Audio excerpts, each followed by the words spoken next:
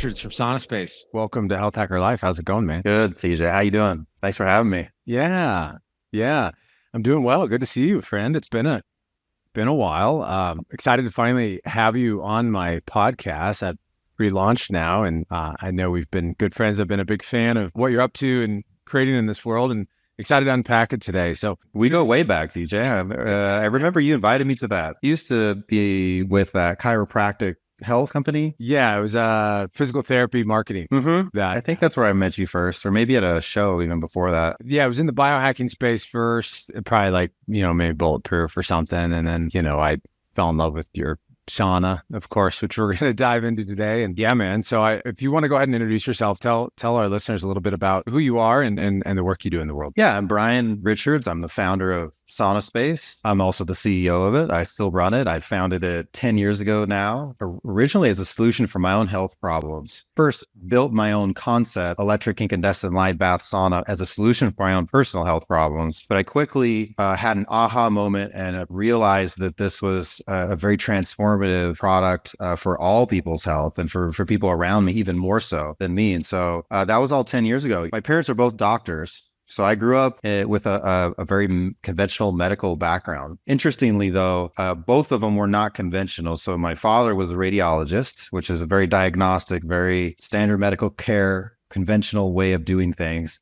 My mother was a holistic general practitioner, though, in Montana. She was prescribing people supplements and vitamins in the late 80s. She was very avant-garde for that time. She was the only physician doing that anywhere, within 1,000 miles or something up there in Great Falls, Montana. So I grew up with that contrast. I saw my father working in radiology, specializing in mammograms, doing a more of a diagnostic, conventional approach where it's diagnose and then treat. Usually the treatment for women who had growth from their mammogram readings was radiation therapy. And so seeing that side, and then also seeing my mom work with people with vitamin and supplement therapies, other natural therapies, it informed me as to both sides of the equation. There's certainly certain times where conventional medical care is needed, is appropriate. But I also saw the power of understanding that the body has its own brilliant, intelligent healing systems.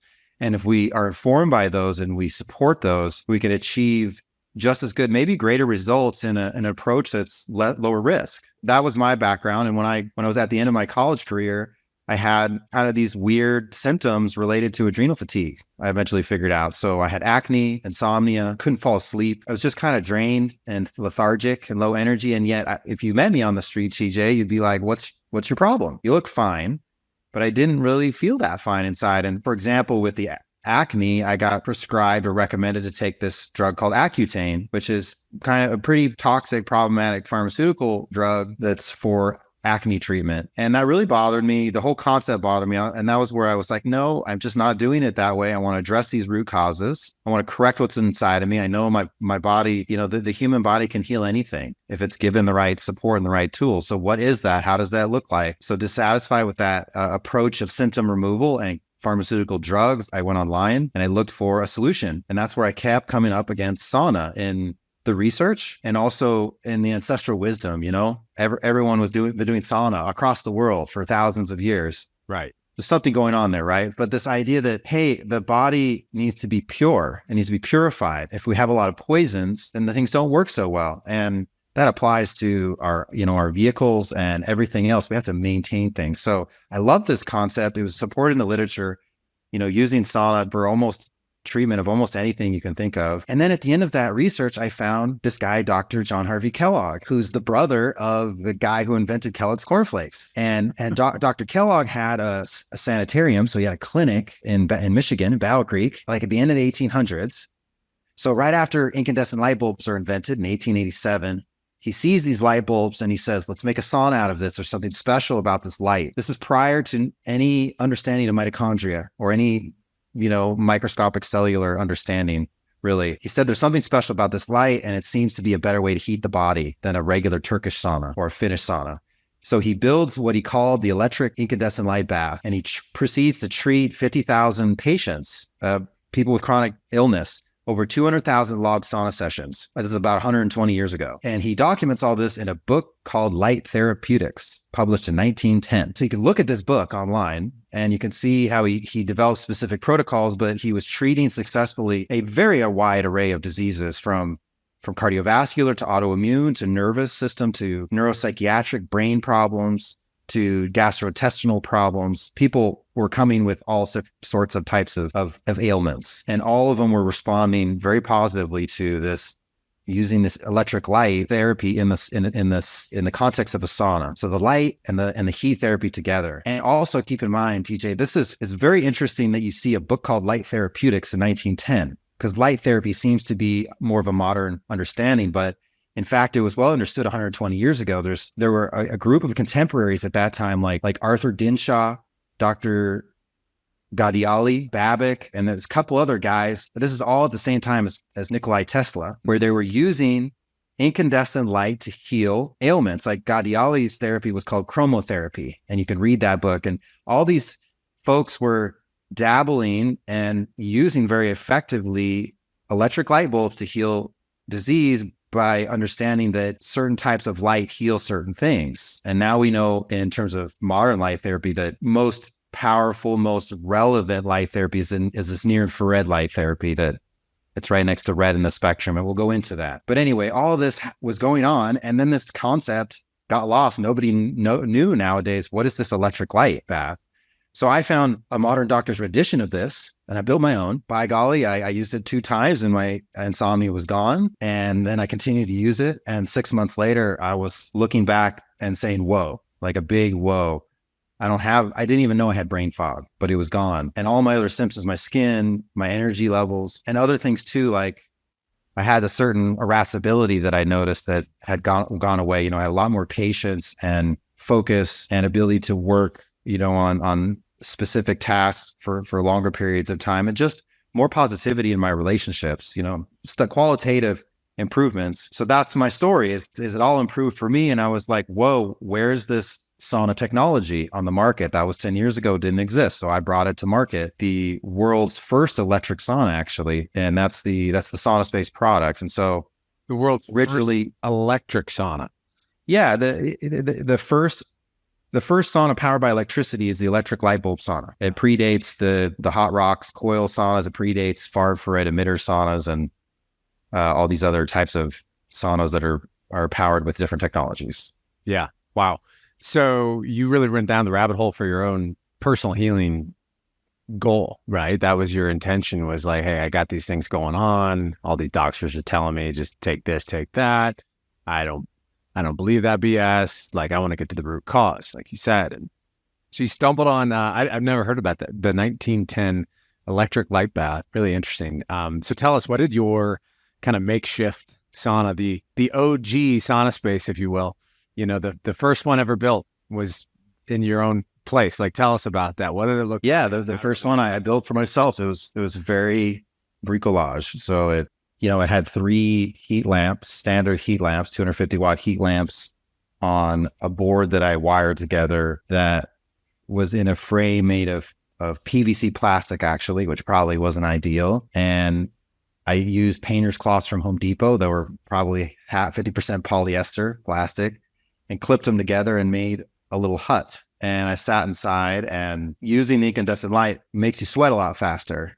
And it's a much more efficient thing. So you get a lot more response faster. So even with all of that, the therapy was impressive. It was amazing. And I sat on a little office folding chair, one of those little metal office folding chairs. So it was very simplistic in the beginning. I think I actually still have that unit at the factory in storage. Oh, you do? Oh, wow. I would love it. Dude, you gotta bring that. I know. I need to show that on Instagram. Be like a museum of like the history. I do. I have most of the old prototypes from the beginning. So that's what it looked like. Yeah, in the beginning. And the first ones I made for other people looked like that. What bulb were you using? Were you using red light then, or just like a regular incandescent? Back then I was using a standard incandescent heat lamp that's 250 watts that you would get from General Electric or Philips or Havells or these other large light bulb manufacturer companies. So very different in design and build quality, and a little bit different in spectrum from the bulb that we make now, our custom made thermalight bulb. The essence of it is the same in that it's incandescent light, and it's a broad spectrum light source. It's primarily near infrared light that we don't see. There's definitely differences in glass. So standard heat lamps are just painted on the inside red. They're not stained glass. We're kind of more cheaply made. You know, we can talk about my bulb, but they don't run quite as hot. The Kelvin is not as hot, so there's less of the near infrared light therapy wavelengths. They don't heat you quite as much. But they were just a standard light bulb. That technology really hasn't evolved much since really the turn of the 20th century. Nowadays has been more in the mainstream, has been on use of LEDs, right, for photobiomodulation. So when I came out with my sauna and I was using the standard heat lamp, I immediately started looking at ways to improve the standard heat lamp, because there's something really unique and more effective in the use of the heat and the light therapy together, as nature originally delivered it from the sun and the bonfires and such. I actually spent 4.5 years developing what is our thermalight bulb now to improve on that concept. I don't think anybody else has done that, because everybody else is looking to use LEDs, this monochromatic light, to deliver the light therapy, you know, and the predominant light therapy products out there. But mine, you can see it, yeah, right there. That's actually the old version. This is the old bulb? Yeah, that's the old, I believe so. Yeah, because it's not to your bulb. Yeah, you got some of the old ones. Yeah, that's the old lamp guard too. That's that's essentially an old prototype. That's where we were in like 2018 or so, 2017, right before we came out with the new bulb. The new bulb, I don't know if you can see it here. Yeah, dude, I need the upgraded version. It's all red all the way through, and it's stained glass. You can see that on the website. Right. Yeah. So if you're watching the video, we're kind of just like showing the multiple iterations of Brian's bulb, the one that he actually manufactures and made himself that he just showed. And that's the same bulb you use actually in your sauna. So you've got this single light kind of panel that you can have at your desk or mobile with you. You can have it just all throughout your home. You can travel with it pretty easily. And then you have an actual legit sauna now. Yeah, it's all powered by the same light bulb technology. That ultimately the improvement on the regular incandescent heat lamp is the filament inside is tuned to run at a higher temperature. So you can see that spectrum on our website on the learn pages. The higher the temperature, the more the peak of the spectrum is shifted into higher frequency, which means that the thermalight bulb emits like 2 to 4 times the amount of light therapy wavelengths and deeply penetrating heating wavelengths, so near infrared wavelengths, as compared to a standard heat lamp. So the sauna sessions are faster and the photobiomodulation is more stimulating. I can totally attest to that. Yeah, we have the new bulbs in our Faraday sauna. And when we got those, you can feel it. I was going from doing, like 40-minute sessions or 35-minute sessions down to like 20-minute sessions, 25. And if you preheat it, sometimes you only need 15 minutes, but it gets hot pretty quickly. That's interesting. So you evolved the standard incandescent heat lamp and made your own to allow for higher temperature, so more Kelvin, more heat, and that more heat also provides more light therapy benefits, more light. Yeah, because, and it's an important point to clarify, like, how does incandescence work? Why is it called the incandescent bulb? Incandescence is the way nature produces light. Like, think of a piece of iron, an iron rod. If you heat it up hot enough, it glows red, right? That's incandescence. When you heat up a material hot enough in nature, it emits light naturally in a very predictable pattern that you can use physics to predict, called Planck's law. The spectrum of light emitted is proportional and relative to the temperature of the light source. So the sun is like 5,500, 6,000 Kelvin, whatever that is, 6,500 degrees. And so it's very hot and emits a broad spectrum, full spectrum light that peaks in the visible light region of the spectrum. It peaks, and visible light is like 400 to 800 nanometers. The thermalight bulb is about 2,500 Kelvin, 2,400 Kelvin. So it's about half the temperature of the sun. And I'm talking about the filament inside. The glass is hot on the outside, but it's not as hot as the filament itself. And then, you have the cage on the outside that's protecting you from all of that. But the light component is the tungsten metal filament. So that's running at 2,400 Kelvin. And that's emitting a broad spectrum incandescent light source, just like the sun, but it peaks in the near infrared region. So it peaks in the photobiomodulation and the deeply penetrating wavelengths region. And that's how the sun produces light, how the bonfire produces light, and how the incandescent bulb produces light via incandescent. So that's the technology we use here. And that's the light of nature that we evolved to benefit under. Really the primary source of all light, all power, all energy, all nourishment is the sun. It still is that. And this is it's embracing the sun's power in understanding that that's what our bodies need. It's not just light therapy. There's many other benefits that we should go into, but it's not LEDs and it's not fluorescent bulbs. And it's also not heat sources that don't have light. Yeah. I've always loved how you tied your intention around what and how and why you created what you created based on ancestral practices and how we're used to, like the first original sauna was go outside nude and lay down as caveman, get passive sweating in the sun. Yeah. And heliotherapy. So the sun giving light and heat simultaneously, which you've modeled in your approach with SaunaSpace, but compared to most other saunas, we can talk about regular dry sauna, I don't know of any others that kind of take that mindset. Most other saunas don't follow that model, which is interesting. And so I guess real quick, just so people are familiar and you can dive into this a bit, but the way I've understood it is like dry sauna and then infrared sauna. And these days, like infrared sauna, it's been picking up in the whole, health optimization, longevity space of the benefits of red light therapy and infrared saunas. And yet there's still a lot of data on the dry heat. And so just when I always explain the difference between like a dry sauna and infrared sauna, and correct me if I'm wrong, but the dry sauna heats up the ambient air around you. And that's one of the reasons why it's so hard to breathe in a dry sauna, is because the air around you is so stinking hot. Whereas an infrared sauna heats you up with light and it heats you up from the inside out, right? The light penetrates. I always find that like trippy, right? Like the light penetrates your skin and heats you up from the inside out. That kind of sounds like, oh no, it might be microwaved here, but no, what you want, and you always say, is like a really efficient way to heat the body up. So talk a little bit about the differences between those two. And if I nailed, did I explain it right? Yeah, essentially, except that we should add in that there's not all infrared saunas are the same. SaunaSpace is incandescent light approach. Right. It's probably better understood as a firelight. Mm-hmm. So the firelight sauna is like the sun in using predominantly near infrared wavelengths, the high energy infrared to heat the body. And while it's heating the body too, if there's mitochondrial absorption, there's light therapy effects as well. Infrared saunas that most people know about and understand as infrared are far infrared saunas. They use ceramic emitters that are long tubes, or they have these black panels. They're called black carbon panels, and they just like a black panel, and they're emitting very low energy infrared called far infrared. So these wavelengths are 100% absorbed by water. They don't have deep tissue penetration. They don't have light therapy, photobiomodulation effects. They do heat the body though. Because they don't penetrate deeply, the far infrared wavelengths are primarily heating the air. Means the far infrared saunas are primarily functioning as a dry sauna, like a Finnish sauna.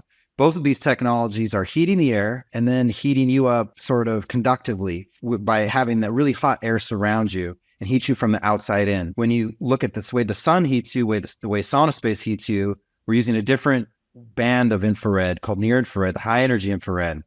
These wavelengths penetrate much deeper into the body, 4 or 5 inches into the body. And in doing so, they heat the body radiantly. So we're heating the body from within. That's why when you stand out in the sun, it feels so good. You feel like a reptile, like it's heating you. It has this way of heating you that's very different from being in a hot Finnish sauna.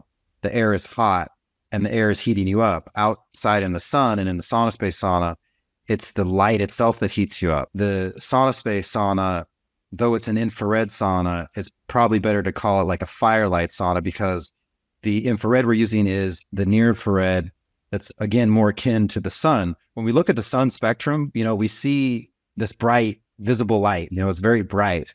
But the majority of the sun spectrum is actually near infrared. And it's not just spectrally, 40% or 42% spectrally is near infrared. It's much more than that. In terms of your experience with the sunlight, if you're outside in the sun, 70% of the power you absorb is near infrared. And the reason for that is because it's also the deepest penetrating. So photons per second that you absorb from the sun, the vast majority of your experience, 70%, is in this near infrared band, this light that you don't see, but that's doing so much in terms of improving function and healing and support and bringing energy in and doing all these things in the body. It's all about near infrared. So if the sun is mostly giving us near infrared, then why not use that understanding and apply that in the sauna? When you use that in the sauna, you heat up the body a lot faster, and it feels good. It's more stimulating. You get all these benefits that we can talk about later, the benefits of light therapy, of using near infrared and red light to heal damaged tissue and optimize healthy tissue by activating mitochondrial responses. You also have other benefits of near infrared, like melatonin production. The number one antioxidant in the body is melatonin, and most of it, 94% of it, is made in the cells when they're stimulated with near infrared light. It's not the pineal gland releasing into the blood primarily. It's right there at the cellular, in the cell, right where all of the oxidative stress is going on, is where with the production of energy that our mitochondria, our batteries in our cells, they produce energy and they produce all these free radicals and oxidative stress. So when you get sunlight every day, or if you get in a SaunaSpace sauna, get lots of near infrared, you refill your cellular antioxidant reserves and prepare your body for this day and all the stress the cells go through constantly every day. So all of that's going on when you get near infrared light. None of that is happening when you use far infrared. All that's happening is the heating. The heating is good, just like the finished sauna. Most of the studies with sauna actually are using finished saunas. If you look at the longevity studies, and like why use sauna, it's important to clarify that, like why use sauna, or sauna reduces your risk of dying of all things. You live longer. The primary study that we're looking at there is the Laucanon study they published in 2015, where they basically followed 2,000 finished men for 20 years. And they're looking at heart disease and cardiac death. And they found out the guys that were using sauna were living 30 to 50% reduced risk of heart attack versus the folks not doing sauna. And then the guys that were doing sauna 3 days a week had another like 30 to 40% reduction in risk of heart disease and heart attack.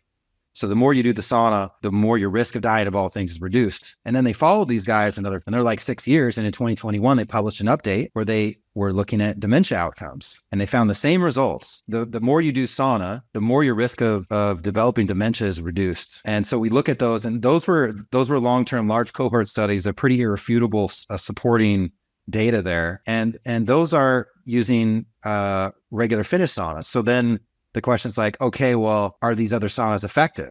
Should I be using the one that, that's referred to in this study? So that's where I would point people to a summarizing article by Dr. Rhonda Patrick that came out, I think, last year or the year before, called The Stunning Life Health Span Extension Benefits of Sauna Use, or something like that. You can look it up online. And in that, we see how to measure the effectiveness of the sauna session, defined really effectively. SaunaSpace, the SaunaSpace technology using the incandescent bulb is actually mentioned as a sauna technology in there. And she's summarizing all the studies in the literature. And what she sees is, hey, when you look at all these sauna studies, these finished sauna studies, the sauna user is sweating out 1 pound of water on average, and they're raising core temperature 3 degrees Fahrenheit on average. You do those two things and you achieved a sauna session. You've got the results from a sauna session, and you can measure this, TJ. You can measure your, use a thermometer, measure your body temp, and you can weigh yourself before and after a sauna session and see, oh, I sweat out the water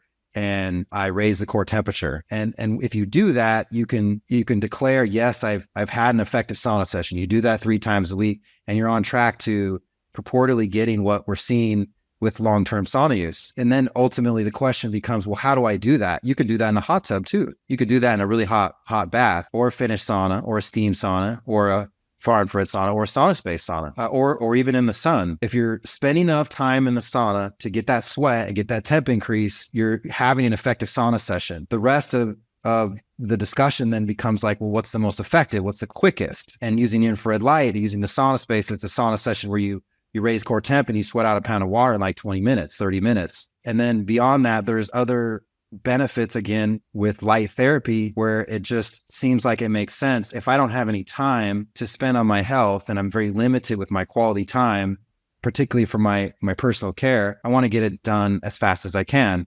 So in 20 minutes, I can get that done in a SaunaSpace sauna, and I get a nice daily dose of near-infrared light for all of the amazing benefits that it provides, and also the support it provides in helping the body detoxification process itself that sauna is doing. So it's making that more gentle, making the sauna therapy more gentle overall. And so all that makes for a more effective way to do sauna. So all the saunas are good if you spend enough time in it. But if you use a far-infrared sauna, those of you who haven't tried it, or those of you have, you'll find you'll preheat it for a long time, and you'll spend like over an hour in there to get a pound of water sweat out and get that core temperature increase. It's something that people just don't have time for necessarily. And having someone like preheat the sauna for you before you get home versus a SaunaSpace sauna, you flick the lights on, get in. It's a huge pain. Yeah. I mean, we were in Basalt Aspen area at an Airbnb this last winter, Amanda and I and the doggos, and there was a sunlighting that was outside. I think it was some infrared sauna. I think it might have been sunlighting. We couldn't even get it to work and turn on and preheat like it was. And it showed it was preheating, but it wasn't heating up. Like, yeah, the simplicity for the SaunaSpace, you plug it in and you just flip the switch, just like you're flipping a light switch, right? It's as simple as possible. And I just want to, I didn't realize just to reflect, you mentioned melatonin. I think prior to COVID, most people probably just thought of melatonin as like core sleep hormone that helps us get great sleep. Like for me, I learned that how important it was for like antiviral and just overall immune system health. It was a part of a lot of my naturopathic doctors' protocols for COVID. And so that's interesting. I didn't realize that near infrared specifically helps to support melatonin. That doesn't mean that we have to do it at night, right? Like it's not going to like increase melatonin. No, it's yeah. I went fast there. Let me reiterate that. So, like you say, most people perhaps think of melatonin as the sleep hormone, and it does the release of the melatonin from your pineal gland after sunset tells the brain clock to go to sleep. That's one of the main cues to maintain your circadian rhythm, this daily rhythm of the body that has so much influence on your health. Seeing the sun in the early morning also sets that circadian rhythm. Having said that, that's not where most of the body's melatonin comes from. This is newer understanding. Actually, I have it in our scientific archive. Melatonin that's produced cellularly, not produced by the pineal gland and released into the blood and delivered to the body via the blood. So instead, cellular melatonin makes up like 94% of the body's overall melatonin that's made. And how it's made is upon the stimulus of near-infrared light, because near-infrared light are the only wavelengths of the sun that are going deep into the body. So if we're talking about melatonin stimulation in the deep organs, in the brain and other areas, in the cells, it's only near-infrared light that's stimulating it. And 94% is produced right there in the cell. And so, like you said, melatonin, not just a sleep hormone, it is the body's number one antioxidant. So it's an immune fighter. It's right there to grab free electrons and things that would damage the body through oxidative stress, through aging, and it neutralizes them. And in fact, if you look at the free radicals and the oxidative stress that's going on in the body, most of it's going on through, like I said, through production of energy right outside the mitochondria. So the mitochondria is producing energy, and then a sort of a byproduct are all of these superoxide and free radicals that are being produced at the same time. If we have lots of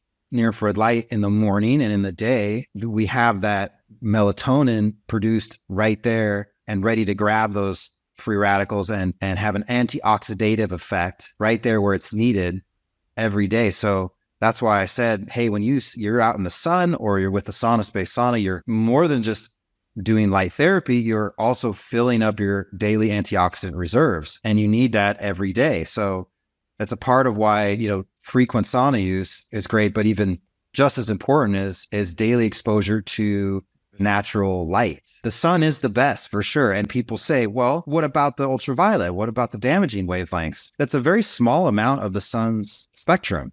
And we do have benefit to that. We make vitamin D with UVB, exposure. Definitely, it's sort of a double-edged sword because ultraviolet light is ionizing. It does cause free radical formation. Blue light does. And ultraviolet light damages DNA. But you're getting like this small, if you have a cookie, You have like this small little bite of ultraviolet light, and then the rest of the cookie is healing near infrared light. So even though the sun is killing you somewhat with some ultraviolet exposure, you have this much larger dose of healing wavelengths that's drowning out the ultraviolet light. It's photoprotective. It protects you. The near infrared light protects you from ultraviolet light damage. It heals the free radical damage. It activates mitochondrial production and anti-inflammation and all these other amazing things. It activates melatonin production in the cells. That's one of the ways that it's sort of photoprotective. And it's doing all of that in a much bigger way than the small damaging effect that ultraviolet light has. And even that is questionable in the sense that you're getting vitamin D production. Vitamin D is very important to have, meaning your vitamin D levels, you want those to be high. So the sun is really good for you. And when we look at SaunaSpace, informed by that understanding, we're trying to mimic that experience as much as possible. Our bulbs don't deliver any ultraviolet light or any blue light. We're just harnessing that broadband near infrared healing component, the majority of what the sun gives, because that's our primary thing we're getting from the sun every day. Yeah. So the sun is depending on where you live, time of day, so many different variables for how the sun will be expressing itself in terms of UVA, UVB, depending on different times of day, a higher amounts of red light or near infrared from the sun. I'd love to hear your optimal, ideal protocol as it relates to the sun. So we work with, on our business, Elevated Eats, a lot of professional athletes who we feel with, customized performance nutrition. We're always wanting to support them with getting an edge, really, in all areas and facets of health, performance, recovery, longevity. They go through a lot, right? Traveling, hopping multiple time zones, whatever the season, whatever the league they're in, they're playing lots of games, they're traveling all the time. So hearing and helping support them with, dialing in relationship with light in general as it relates to circadian rhythm, sleep, recovery, etc. If you can talk a little bit about that, I'd love to hear like what you would say is like kind of the optimal way to go about. Yeah. Sure. The sun with blue light, etc. Ideally, wake up and you watch the sunrise. You catch that early morning light that has a programming, calibrating influence on your circadian rhythm and your hormones for the day. You're supposed to see the morning light and you're supposed to get early morning light. And it also has, like I said, a photoprotective effect. So it has some effect of protecting you from sunburn later in the day. I used to say that, hey, at the zenith of the day, when the sun is the highest, it's best to rest in the shade because that's when the ratio of ultraviolet blue light is the highest. But there is benefit to ultraviolet light, and you're still getting a lot of near infrared red during the middle of the day. And I now think that getting some midday sun is also beneficial for the vitamin D benefits, all the benefits that you're also getting from near infrared light. The issue, I think, ultimately, why did I change that understanding, or that I've appreciated from some of Dr. Mercola's work and other folks' work on PUFAs, on polyunsaturated fatty acids. So when you eat vegetable oil, you have high levels of linoleic acid, these polyunsaturated fatty acids that have multiple double carbon bonds in them. And so the fatty acids are not straight, they're kinked. And when you fill up your cells with that from a diet that has a high percentage of vegetable oil, which is what we're all eating if we're eating processed foods and eating in restaurants, that's a whole nother story. But all that to say that when you have lots of linoleic acid in your mitochondria and in your cells, it's oxidized really easily. And so you get, it breaks down really easy. And that's how the sun's ultraviolet rays become much more damaging to the mitochondria and to the cells in general, is if a sustained diet that's high in linoleic acid, which is coming from all this vegetable oil that we eat all over the place. So if you have a diet that's high in vegetable oil and you have a lot of linoleic acid percentage-wise in your body, you burn. You actually sunburn more easily because your fat cells and your fatty acid membranes are more susceptible to oxidative stress. It's really that simple. So even if you're light skinned and you're very fair skin, if you have a diet that's lower in linoleic acid, like our ancestors, in the 1900s, so 120 years ago, the average diet across the world only had a few percent of linoleic acid. And nowadays it's like 30 or 40%. And we also see a correlation with disease that's much more following the increased consumption of vegetable oil, linoleic acid, than sugar or carbohydrates actually at all. we saw that. I saw a nice presentation on that. I think it was also one of Dr. Mercola's talks at the biohacking conference, where you see like after 2008, there was a lot more awareness as to perhaps the problem with excessive sugar consumption. So you see folks after 2008 really drinking a lot less soda pop, a lot less sugar, but heart disease and cancer continues to go through the roof. But then if you replace the chart with the increased consumption of vegetable oil, which you have everywhere, soybean, canola oil, all these different oils, anything that's not a saturated fat, examples of that like macadamia, avocado oil, right?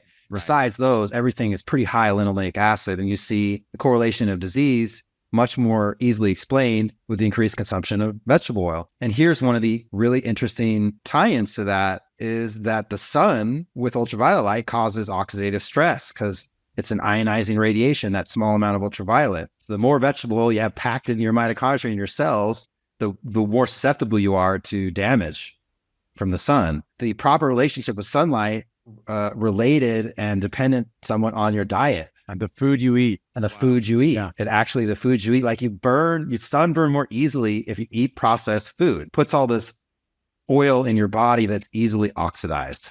And saturated fat like butter and tallow and things like that and coconut oil are more stable. And really in nature, the only reason to have vegetable oil is because saturated fat gets solid when it gets cold, right? So the really upper climates, like the animals that are in the very cold regions, they need some vegetable oil in order for their fat in their body to work right so that it doesn't get too hard. So there's some sort of like evolutionary pressure for that. Sure. But for humans, it seems like longevity and disease, avoidance of disease is related to keeping the amount of linoleic acid in our diet low. Yeah, that connection, I know it's been brought up and as a big new craze or awareness and understanding in the space around, like you said, that what you eat affects how you are relating to the sun, and that's fascinating. We always, when we're, our whole approach, like we're gluten-free, vegetable oil-free, like we never cook in any vegetable oils, because they're pro-inflammatory and just on their own. But then when you think about the sun, that inflammation from the vegetable oils is going to negatively affect your ability to properly receive the sun. You're going to burn easier. And so you're saying, sunlight first thing in the morning. So sunlight first thing in the morning to prep, but then also with proper diet, then yeah, absolutely. Midday sun is also good. And at some point, you may get enough sun to where you have to put a hat on, but the solution is to put a hat on and not sunscreen on. There are some good products out there. Third Rock product is great. There's a couple, but most of the conventional sunscreens are pretty toxic. They have nano-sized products in them and tied to cancer. It's clear. So it's not recommended. But I don't say anymore like only get morning sun. Midday sun is great too. Totally. You definitely want to get at least an hour of sun each day, really even like 2 hours of sunlight a day throughout the day. And I do highly recommend not just early morning sun, but actual sunrise if possible. You're in a location where it allows for it. Watching the sunrise for the first few minutes has a lot of known benefits in calibrating you for the day and correcting you hormonally and in so many other ways. So I highly recommend that. And then the other piece in terms of light diet is what do you do sort of at the end of the day? Right. At the end of the day, after the sun sets, you really want to limit your exposure to blue light. And that means screens and stuff like that. Now you can use the photon and use our thermalight bulb in our various panel products to correct the indoor lighting. It reduces the amount of blue light that you can measure and are exposed to. It corrects the flickering effect of LED and fluorescent light. So it has a optimizing effect on the indoor lighting environment. And you can use that after dark. It's literally a firelight. It's like a little happy bonfire you can have in your home after dark. The more you could use that, only that, or at least that with your LEDs, the more you reduce your blue light and your screen time after dark. All of that puts you in alignment with the ancestral experience. Our ancestors didn't get any blue light after dark, after the sunset, and we're not supposed to. Once the blue light stimulus ends at sunset, the melatonin is released into the brain clock, and our bodies are naturally programmed to go into a parasympathetic state and prepare for sleep, and then have optimal sleep which is so important for healing and recovery and rejuvenation. Or any significant amount of blue light, particularly like after 8, 9 p.m., watching TV or working at the computer after 8, 9 p.m., it really affects your hormonal levels the next day. Like for men, you get a lot of blue light really late. You can wake up the next day and have 30 to 50% reduced testosterone levels in your blood, which is fine. That's been like studied. Yeah, that's fine one day to the next. But if you imagine TJ continuing to do that, that's why I would say men who are in their mid 20s or not even 30 years old have testosterone levels in like the 300s, which was unheard of 40 years ago. Big part of that is not just diet, it's blue light exposure, some EMF exposure too, but I would say more than anything, blue light exposure really every day after dark, it makes you weak and it compromises your immune system and makes you sort of more susceptible to having health issues. Wow. So no blue light after dark. And then in the day, if you are working at screens like I am, you minimize the amount of blue using screen filters. You can wear blue blockers. And then the use of the SaunaSpace lights for technology fatigue is great. Anything you can do is helpful. Well, there you have it there. I mean, my relationship with the sun, the whole intention there is to like get as much sun without burning. Yes, what you eat can affect that. And am I getting some vegetable oil in? I would say maybe hardly any, if any, for me. I'm a little bit here and there, okay. but yeah, a little, yeah. I mean, we live at 8,000 feet, right? So we're really close to the sun in that regarding up here in Colorado, which when it's like 70 up here, it feels like 85, because in a way, because we're so close to the sun, like, so that we're also kind of a little bit concerned about that. We get lots of sun. I mean, in the morning we're nude sunbathing, like Amanda and I don't know if that was, I don't know if that was TMI, Amanda. Hopefully that's okay. We don't get any drones coming out to our place in Colorado, but so we love the sun. And then I could definitely do a better job at getting that first thing in the morning sun, like when it's rising. And I think everyone could. It's a great ritual. I've done it before, and there's something spiritual about it too, and so I'm glad you mentioned that. Are you also a fan of like seeing the sun as it's setting? And are there benefits to like? Yeah. Both of those, there's various traditions. I should mention a really cool one is the Ayurvedic tradition of Agnihotra. So in the Ayurvedic tradition, you have a bonfire, and you have this ghee, your blessed ghee, right? Your saturated fat, and you cast it into the sacred fire at sunrise or sunset, and the sun's healing rays hit the ghee that's incinerated in the fire and bounce off, and those healing vibrations like cast on you, and there's health benefits to that. So that's not the only tradition, but what I love about that is it highlights the particularly special healing power of the sun's light at sunrise and sunset. And at sunrise and sunset, we know they're predominantly near infrared. So my ancestors knew this. And I do believe both are great. In the morning, there's that calibrating effect of sunrise and getting the near infrared light and telling the cells in the brain and the nervous system, it's time to wake up. It's time for the day. And the hormone levels of the day adapt and are optimal. And also at sunset, there's definitely a beauty, a spiritual sort of cleansing and regeneration that occurs there with staring into that. It's just like after dark, staring into the fireplace or the bonfire. We have this relationship with fire that dates back to the sun. I would say part of our invention, the human's invention of fire, was to recreate the experience with the sun after dark. And we did that, 50 or 100,000 years ago, who knows, but a long relationship of producing our own fire to recreate and control and optimize this experience. And eventually, the sauna flows out of that. But our history is very long, and sitting after dark and staring into incandescent light of the fire for the spiritual and energetic aspects of it, that's very healing. We need that more than anything nowadays. We need the detox because of all the heavy metals and the poisons, and we need to calm our nervous systems that are really overly stimulated and jacked up from from the modern lifestyle and the way modern life is. And anything we can do to facilitate that is beneficial. And this ancestral practice, it always does it. There's nobody who doesn't respond and relaxes, in front of the fireplace. And that's what the light's doing. The SaunaSpace light, the near infrared light, is just a more stimulating, more therapeutic fireplace, as it were. And it's doing what the sun does at sunset too. It's calming our brains down. And when our brains are calm, everything's working right. That this whole thing of being stressed out all the time, stress kills, right? It's the 24-hour stress of being in a stressful state all the time that's very damaging.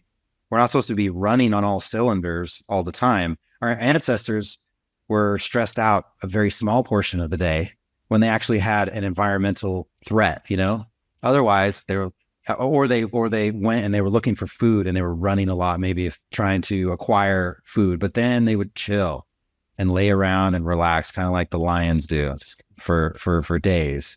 But they weren't stressing out every day. Understanding that we can't escape some of the things that we have in our modern life and our modern environment. I guess maybe you could, but I'm not into that. I like, living here and having a good positive influence on the world around us, but we need to recognize these things. The blue light after dark and not getting any sun and the vegetable oil.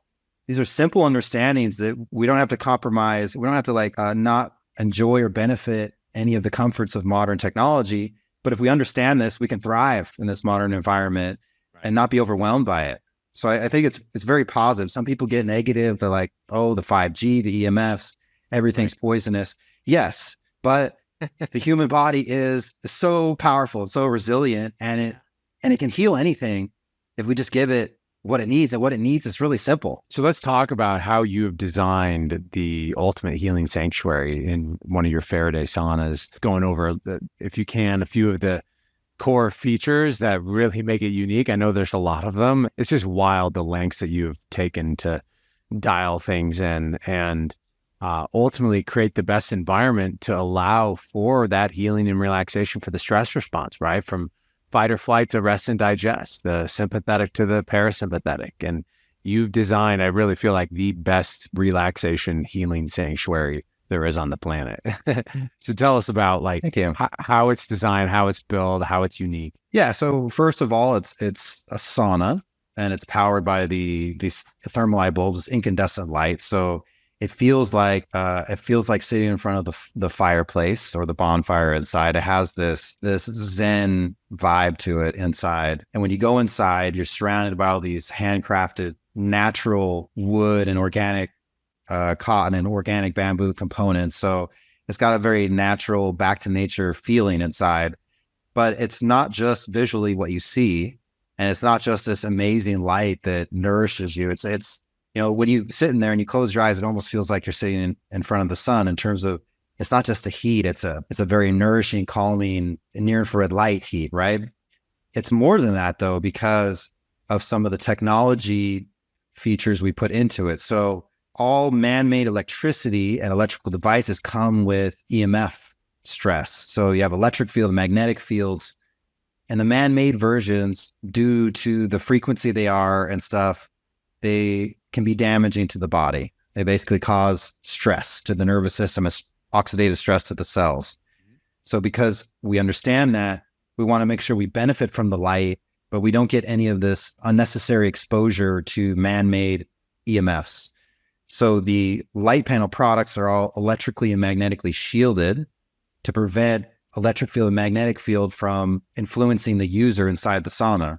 So the panels themselves are shielded, and both saunas have a grounding mat where there's conductive material in the bamboo underneath it, and it's connected to the panel. It's a silver product, actually. So you can use all kinds of metal, but copper would be good, but it oxidizes more easily than silver. There's different copper in my old grounding mat. Maybe that was an old version. Maybe a while ago. It's undergone a lot of changes, but basically what we're using now is what we use in the Faraday material that's in the liner. So, right. So, and that's where we've really taken it to the next level. We started out with, hey, SaunaSpace doesn't want to bring any EMFs to the party, and we've shielded our panels fully. We knocked that out, And then we implemented the grounding mat, and that protects you from all the wired EMF and gives you grounding therapy. And we'll talk about that in a second, but you have the grounding therapy. And then we said, well, that's not good enough. What about the non-native EMF in the environment, the Wi-Fi and the cell phone major signal? city and all the other, like your neighbor. Well, anywhere you can answer a cell. It's worse in the big cities, of course, but anywhere you can answer a cell phone, and anywhere you have unshielded wiring in your home,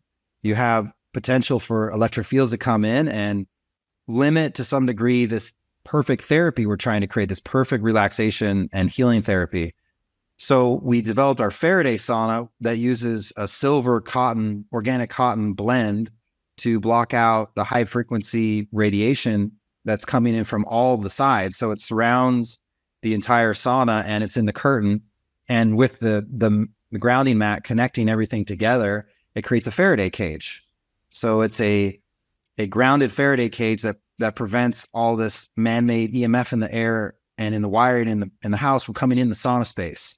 And when you're inside of there, now it's truly ancestral.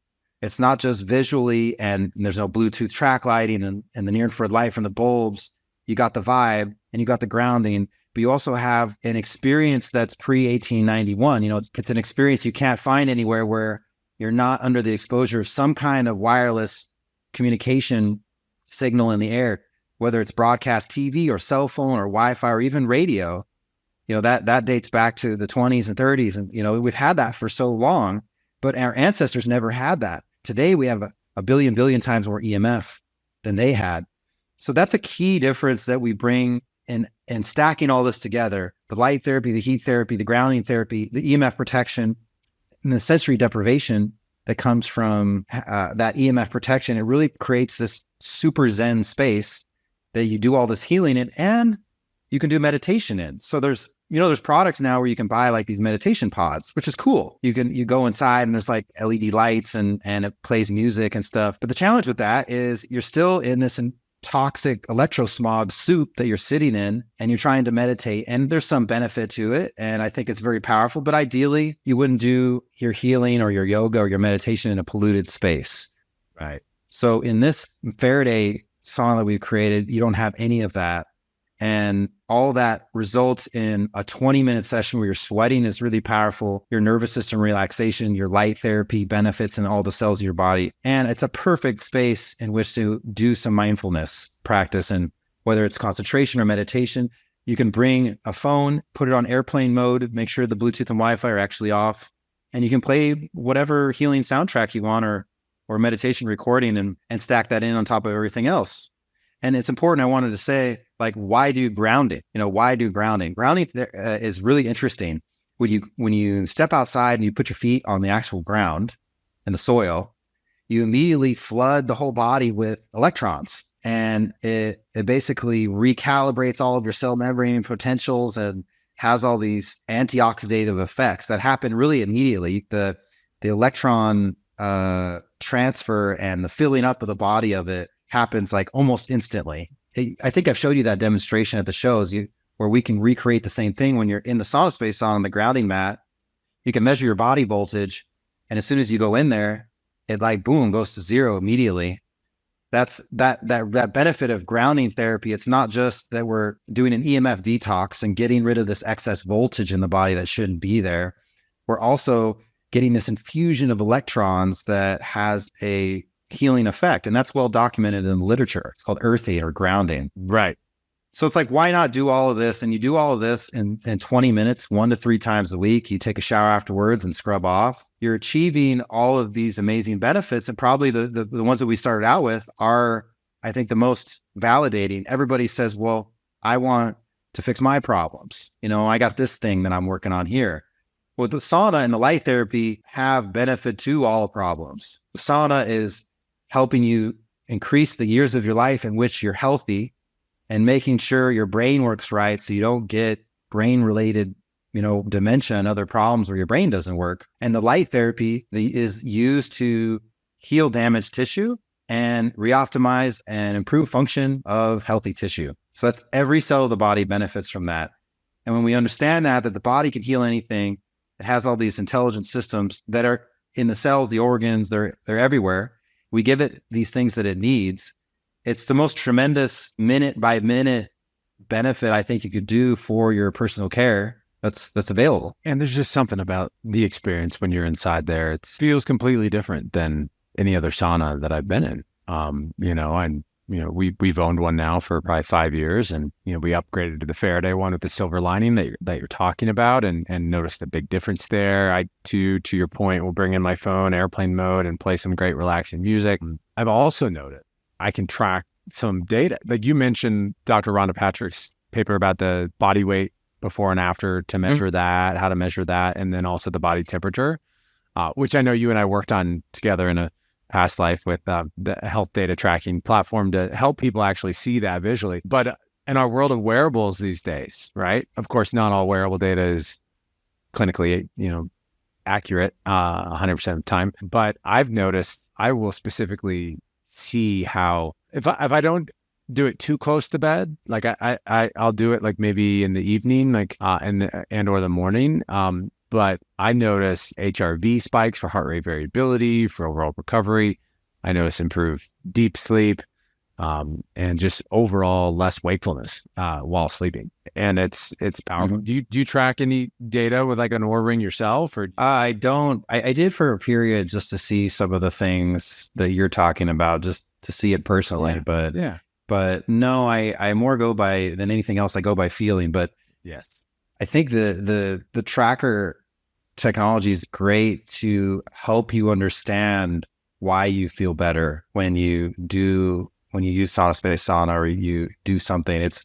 I think it's a powerful tool to improve your own appreciation and connection with your own intuition. If you don't sleep well, you feel it the next day. And the Oura Ring can show you that, the wakefulness, the deep sleep, your sleep quality, and the HRV that you get after the sauna, you can see that in the results. And that's an indication of overall health and overall, adaptation and responsiveness to our environment. But you can also just ultimately feel it for me, when I use the sauna in the morning, I get out, and after I do my rinse off in the shower, the rest of my day is just I'm more aligned with my environment. I'm more patient. My cognitive functions better. My energy levels are better. It's both subtle and dramatic at the same time. And it's hard to explain until you try it. It's really that feeling you get when you're in there. It's like, it's very nourishing and very unique. And it's something that is so rare nowadays. I personally can't really live without it. When I travel, sometimes I only bring one of my portable lights with me. I really start to miss the daily morning, like full sauna session, how it just changes the rest of the day for me. It's really dramatic. And so I don't track anymore, but I definitely feel it when I haven't used it in a while. My productivity, my resilience throughout maybe a long day of work or a long day of a lot of activity is more limited if I don't have that morning sauna session. Yeah. So you usually do them in the morning? Yeah. I pretty much exclusively now do it in the morning, and then I do my shower, and then I actually use a meditation cushion now. Have one of those In Harmony meditation cushions where you play like a healing soundtrack and it vibrates in sync with the music. So it's during your sauna or after? No, afterwards. So I get in the sauna, and then I get really, relaxed afterwards and clean inside and out and really zen, really aligned. And then I sit down and do my mindfulness practice on that cushion. And then after all of that, then I have my morning meal or whatever I have. Yeah, cool. I do some meditation in the sauna, but as I've grown older, I've enjoyed and appreciated more the central importance of the power of the mind, the power of the control and the connection of the mind and the heart and the gut and all of it together. And so I have more focus than ever on the mindfulness. I really like that meditation cushion. But throughout these years, it's been 10 years, there were periods where my use waned, certainly for months at a time, but I've pretty much been using it 3 or 4 times a week now for almost a decade. Wow. With some breaks. And I do see it and feel it. I had the blood work for the first time ever, this just recently, just because I was curious. And my numbers were really awesome, really amazing. And I still work at the computer quite a bit, every day. But this lifestyle and using the sauna really it proves itself. And I don't get, I'm very, very healthy all the time. I don't really get sick. Even in the pandemic area, I was exposed and I got COVID like everybody else, but it was a very short time that I dealt with it, in contrast to some people. And I attribute a lot of that to my frequent use of the SaunaSpace. Love to just a couple more questions before we wrap up. Yeah. Do you have any? I'm curious about if you've seen anything in the literature and the data studies around maybe for athletic performance in terms of timing, in terms of like before or after workout or athletic performance, as well as I'm curious about cold therapy and any sort of contrast therapy. Like, what's your view on that? Do you stack cold therapy at all, like before or after? Like on dry saunas, like a lot of times, like, for me, I mean, a dry sauna is like too hot to stay in. So I'd have to go out and do like a quick cold shower and then come back in. But like, are there any benefits to doing that, or what else have you seen with stacking? Like, so to answer your first question, I recommend using the sauna after a really intense workout to calm the nervous system, calm the body down, help with muscle recovery and lactic acid, metabolism or detoxification and things like that. So recovery after workout, the sauna is huge. There are some people that use the sauna, the light therapy, particularly to increase athletic performance before athletic performance. So it depends on how much time. If you're a pro athlete, maybe you have that time investment where you could do a short session before. But if I only have time for one, I would do, as an athlete, a sauna session immediately following the workout, especially if you're working out in the afternoon, to calm the body back down, get it back into parasympathetic in preparation for sleep later. In terms of combination with cold therapy, cold therapy is great. If you look at the Finnish model, it's hot, cold, hot. So you start out in the sauna and then you cool the body down, and there's a benefit to sleep and other benefits in causing a drastic temperature change in the body. I am more in favor of the hot therapy. I do think you should follow up with the hot. Now, the cold therapy folks may dispute that and say, no, you have to do the cold therapy and then let the body temperature increase slowly over time to optimize the production of brown fat and so forth. I think that it's not that I think, the research in sauna therapy and whole body hyperthermia is much more robust and substantial in the amelioration of disease and for longevity and health span and things like that. So if I only have two of them available, if I have only time for one or the other, and would do the sauna for sure. But I do love, if I have access to a cold plunge, to do the cold plunge and then do the sauna. The sauna session does take longer because when you cold plunge, you drop your body temp down to 95 Fahrenheit. And then it takes longer to heat because now you're heating up a 6-degree increase instead of a 3-degree increase. But the cognitive benefits that I have, and sort of just the feeling, the whoa feeling, the cloud nine feeling you get after that is really amazing. So combining the two, there's no contraindication for that. There's not really any contraindication for the order in which you do it. If you do finish with sauna, the benefit is you have heat shock protein response up to, an hour or more after the sauna session, where your body is slowly cooling down. And the heat shock protein response is the cellular response that's doing all of the repair and the healing and the detox. So I do prefer to end with the sauna, but they're both great together. If you can have access to both, then yes, combining them is fantastic. The sauna is what's detoxing you, though. Right. And sort of the all-cause mortality reduction is associated clinically with the sauna. And with our sauna, we have the light therapy benefit, the healing of damaged and deranged tissue, and the reoptimization of healthy tissue in the sauna, and the melatonin production, and the structuring of water as well that occurs with light. Water is an intelligent actor in your body. Everything is communicating through water, through the myofascial system and so forth.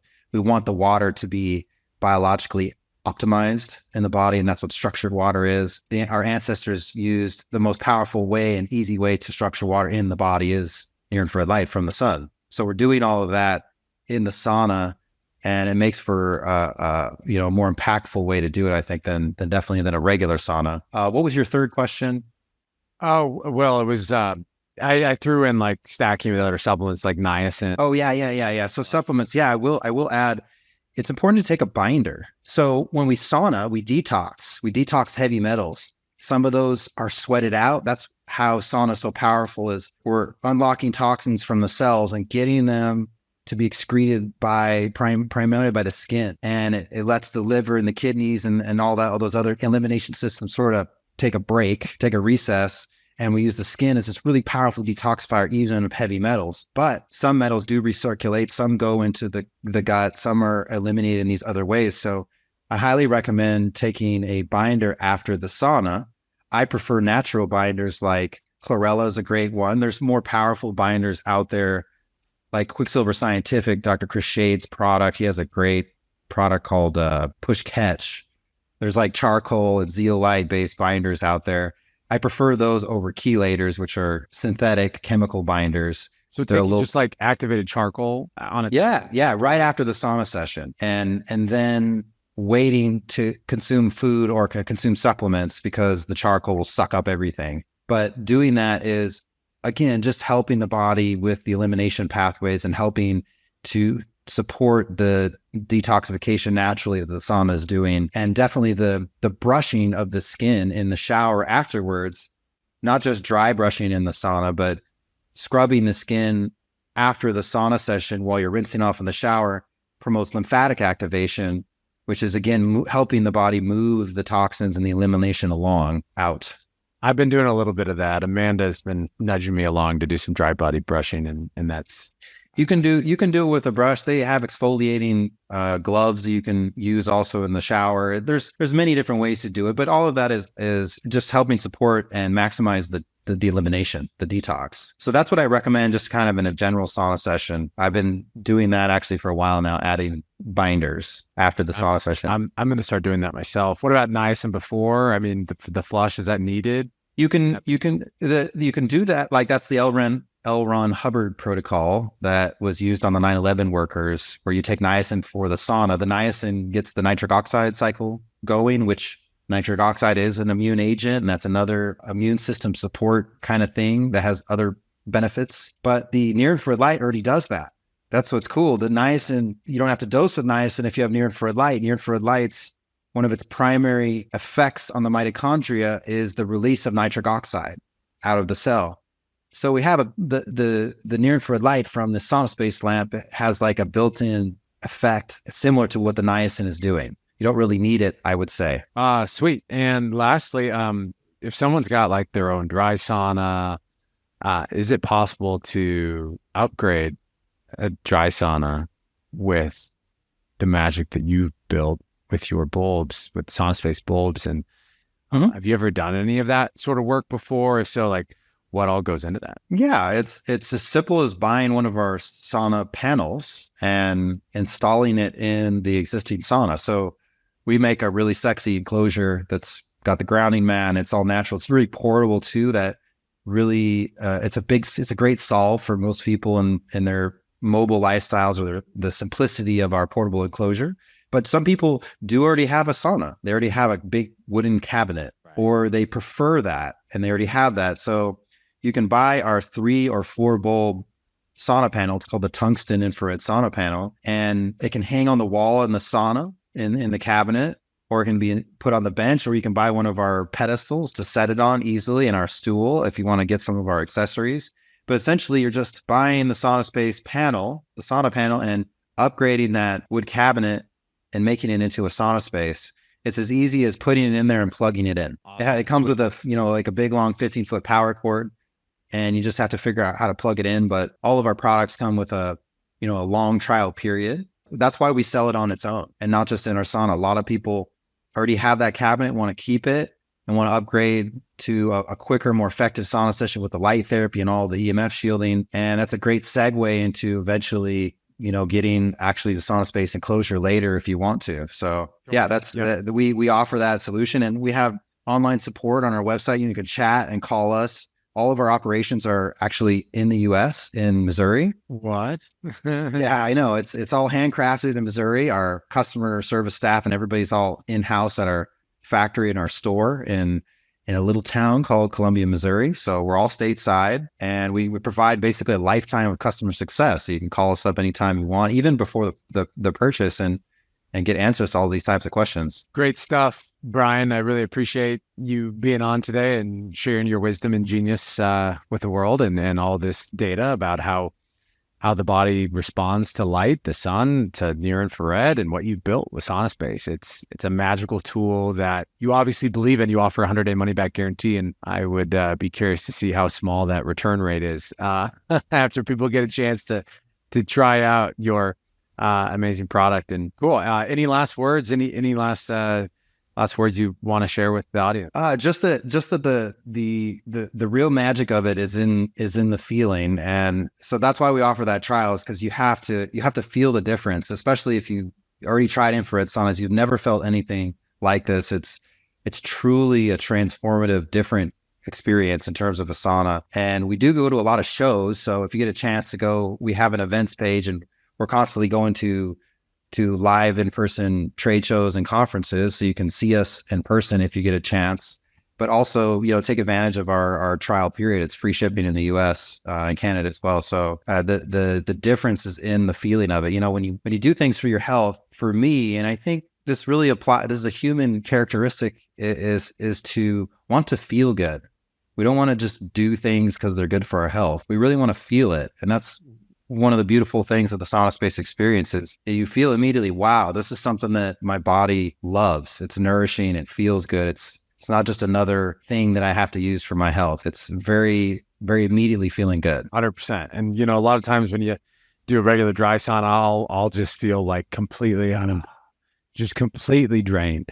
Like it's too much. But like after a SaunaSpace, I'm energized in the morning and I'm relaxed. And if I'm at night, it's like an adaptogen. It'll support whatever state your nervous system really needs to be able to create. So it is awesome, Brian. Well, I can't wait to hear how so many people enjoy and benefit from this interview. And feel free to take action. We'll have an opportunity for you to try out, test out some of the products, save a little dough on whatever you decide to pull the trigger on from SaunaSpace. And so we'll make sure people have a chance to check that out. But it is, we'll have a direct link, but it's SaunaSpace is the name, sauna.space is the website, right? Mm-hmm. And our handle on YouTube and Instagram and all social is SaunaSpace. So awesome, man. Keep up the great work. And we will probably catch you at one of those next shows, brother. Thanks, TJ. Appreciate it.